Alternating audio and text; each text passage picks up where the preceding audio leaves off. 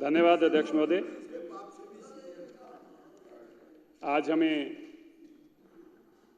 जो दिल्ली के अंदर आम आदमी पार्टी ने 10 साल दिल्ली को लूटने का काम किया और खाली लूटा ही नहीं, फिर उसका प्रचार किया, लोगों का ध्यान भटकाने के लिए करोड़ों रुपए अखबारों में इश्तिहार जिस पार्टी ने लगाए। मुझे याद है अरविंद केजरीवाल जी की मैं बात शुरू करने से पहले कहना चाहता हूं, उनका एक ट्वीट था, अगर देश में कैग ना होती तो कांग्रेस देश ही बेच डालती। जिस इंसान ने अपनी राजनीति की शुरुआत इस ट्वीट से करी हो कि अगर इस देश में कैग ना होती तो कांग्रेस इस देश को ही बेच डालती, वो इंसान ने क्या किया, आके दिल्ली बेच डाली। और फिर कहता अब इस कैग को दबा के रखना है, क्योंकि मैं कहा करता था ये कैग सबके पर्दे खोल देती है, ये मेरे भी पर्दे खोल देगी, इसलिए कैग को कभी पटल पर आने नहीं दिया। अध्यक्ष जी, अब्राहम लिंकन ने एक बहुत सुंदर बात कही थी। उसने कहा था nearly all men can stay adversity, लगभग हर इंसान बुरे हालातों में रह सकता है, but if you want to test a man's character give him a power. अगर तुम इंसान की असली चेहरा देखना चाहते हो, उसकी असलियत देखना चाहते हो, उसको ताकत दे दो। अरविंद केजरीवाल की असलियत देखने के लिए जैसी उसको ताकत मिली तो अरविंद केजरीवाल ने क्या किया, अरविंद केजरीवाल ने अपना शीश महल बनाना शुरू किया। जब लोग दिल्ली के सांसों के लिए तड़प रहे थे, जब लोग दिल्ली के शमशान घाट के बाहर अपने बच्चों का, अपने परिवार का अंतिम संस्कार करने के लिए रो रहे थे, तब अरविंद केजरीवाल अपना शीश महल बना रहे थे। जब लोग ऑक्सीजन के लिए दर दर ठोकरें खा रहे थे, तब अरविंद केजरीवाल करोड़ों रुपए के झूमर खरीदने जा रहे थे। जब दिल्ली के लोग कोविड के लिए बेड ढूंढ रहे थे, तब अरविंद केजरीवाल मखमल के गलीचे खरीदने के लिए बाजार में शॉपिंग करने जा रहे थे। यह किरदार था जब सत्ता मिली। ये वो लोग थे जो इस नाम से सत्ता में आए थे कि हम भ्रष्टाचार खत्म कर देंगे, और जब सत्ता मिली तो फिर क्या किया, सबसे पहले कितने हजार 100 करोड़ रुपया लगा के अपना शीश महल बनाया। अभी वो बनना खत्म ना हुआ था, दिल्ली के लोग अस्पताल ढूंढ रहे थे और इन्होंने कई करोड़ लगा के अपना दफ्तर बनाना शुरू कर दिया। आतिशी जी, जब मैं वो दफ्तर देखने गया ना, मैं तो पहले चकरा गया। मुझे लगा कि यार 2-3 दिन से सोए नहीं, कहीं ऐसा तो नहीं किसी 7 स्टार होटल में पहुंच गया हूं।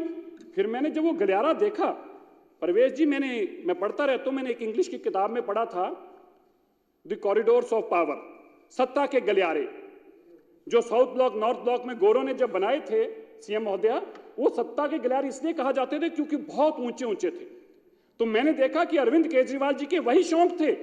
उन्होंने कहा मुझे सत्ता का गलियारा बनाना है। कैसा गलियारा होना चाहिए, जिसमें जब इंसान चले तो इतना ऊंचा गलियारा देख के अपने आप को छोटा महसूस करे। तो क्या किया, 20-20 फुट ऊंचे लेंटर डालकर वो सत्ता के गलियारे बनाए गए। जब हम दफ्तर में घुसकर देखा तो मैंने उसके बाद गूगल किया। मैं आपको सच बता रहा हूं, मैंने गूगल करके देखना चाहा कि सदाम हुसैन, मैंने पढ़ा, गूगल किया कि लग्जीरियस सबके ऑफिस अब तक के किसके थे, तो सबसे पहली फोटो आई सदाम हुसैन के दफ्तर की। मैंने देखा यार मिलता जुलता फर्नीचर है, उसी तरह बड़े बड़े कलीन हैं, उसी तरह बड़े बड़े सोफे हैं, उसी तरह बड़े बड़े घर हैं। अरे आप इतना लग्जरियस की आपको आदत थी? आप आए थे किस भेष में आए थे? दिल्ली में भ्रष्टाचार खत्म करने, और बनाए भ्रष्टाचार के महल। अच्छा, मैं माफी चाहता हूँ। आतिशी कह रहे हैं आतिशी जी को श्रेय दो, वो भी तो उस दफ्तर में थे। तो बनाया उन्होंने नहीं था, बनाया केजरीवाल जी ने था, पर नहीं घुसे। आप नहीं बैठे वहां? चलिए आप कंटिन्यू करिए। मैं आपसे कहना चाहता हूं, देखिए कैग रिपोर्ट में मैं ये जानना चाहता हूं आतिशी जी, ये हम सबके लिए दुख की बात है कि जब लोग सांसों के लिए रो रहे थे तब शीश महल बन रहा था। आतिशी जी, आप में से कोई ना बोला तब। आप तो सत्ता में बहुत एमएलए थे, 62 एमएलए चुप रहे। आपके इलाकों के लोगों की भी या शमशान पे लाइनें लगी हुई थी, और तब बिल पास हो रहे थे।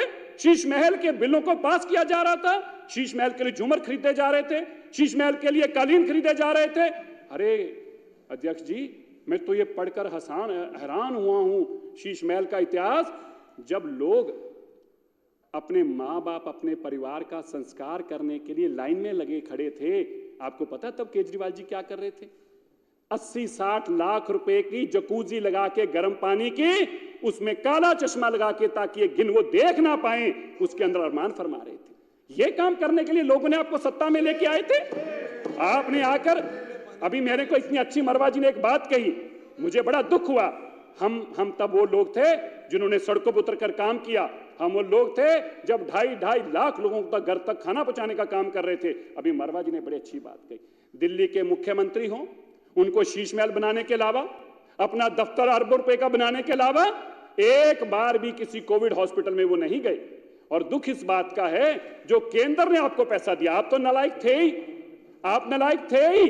मोदी जी को पता था, पर मोदी जी ने कहा दिल्ली के लोगों को बचाना मेरा फर्ज बनता है। जो तुम्हें वो बजट बेचा आतिशी जी, आपने वो आधा बजट भी नहीं लगाया। आपके पास इतना समय नहीं था कलीन और गलीचे खरीदने के अलावा, घर में झूमर लगाने के अलावा, विदेशों से सफेद पत्थर लाने के अलावा, बड़ी बड़ी इटालियन किचन लगाने के अलावा आपके पास इतना समय भी नहीं था कि आप मोदी जी का दिया बजट ही खर्च दें।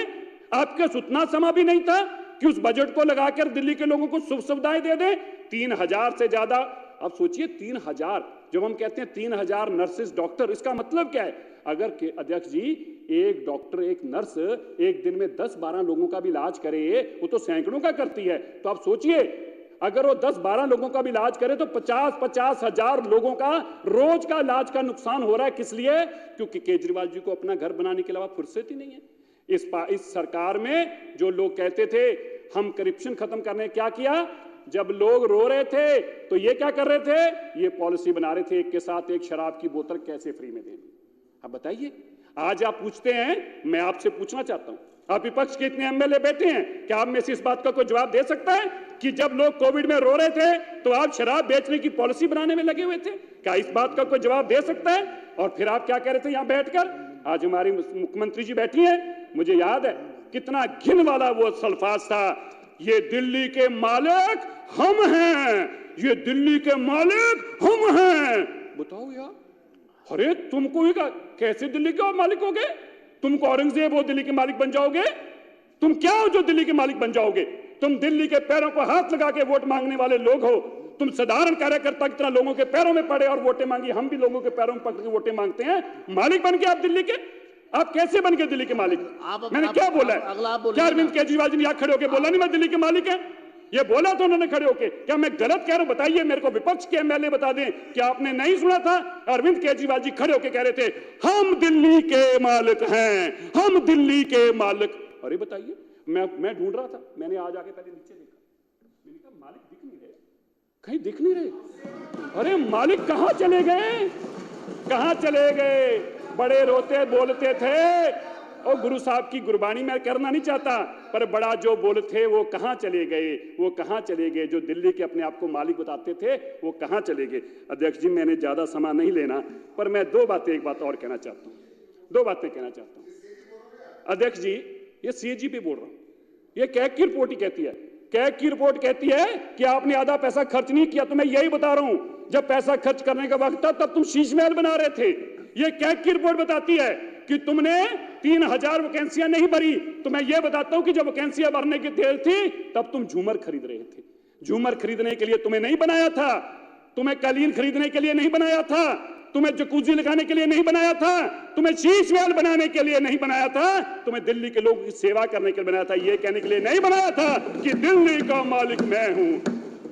जाइए उस दिल्ली के मालिक से कहिएगा, मेरा एक संदेश दीजिएगा दिल्ली के मालिक को, जरा लाल किले के सामने खड़ा होकर देखे। शीश महल बनाने से पहले लोगों ने लाल किला भी बनाया था। उनको भी बड़ा गुरूर था कि वो दिल्ली के मालिक हैं। पूछिए जाके वो लाल किले वाले कहां हैं? जहां वो लाल किले वाले हैं वहीं शीश महल वाले जाने वाले। पूछिए, कहिएगा जाके उनको। मैं तो आज इस बात की इतना प्रसन्न हूं, मुझे इतनी इस बात की खुशी है।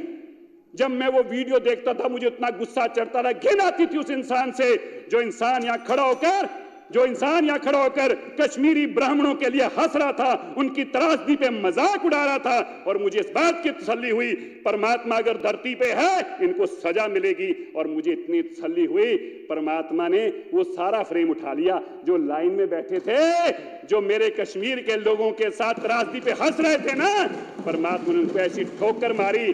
परमात्मा जब भी मारता है ना, किसी को लात नहीं मारता, और उसकी लाठी में कभी आवाज नहीं होती। बताइएगा मेरी तरफ से जाके केजरीवाल जी को कि दिल्ली के मालिक, कुछ लोग आपको ढूंढ रहे थे, पूछ रहे थे आजकल दिल्ली के मालिक कहाँ रहते हैं, हम जरा दिल्ली के मालिक को देखना चाहते हैं। बहुत बहुत धन्यवाद सबका, बहुत बहुत धन्यवाद, बहुत बहुत। सुश्री